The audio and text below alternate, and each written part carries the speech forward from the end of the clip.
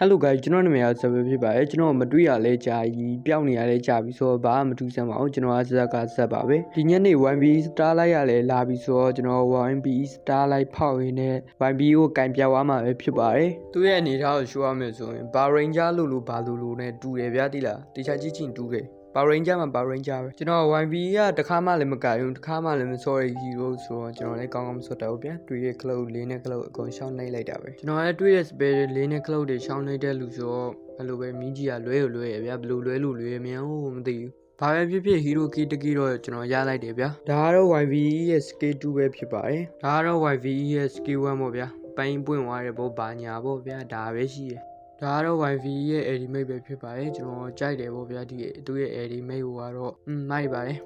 YV ရဲ့ skin လေးကတော့ဝယ်တင်တဲ့အချိန်မှာပါပါတယ် brother တို့အနေနဲ့ကြိုက်တယ်ဆိုရင်တော့ဝယ်ပါကျွန်တော်ရဲ့ video လေးကတော့ဒီလောက်ပါပဲခင်ဗျာအားလုံးပဲ bye bye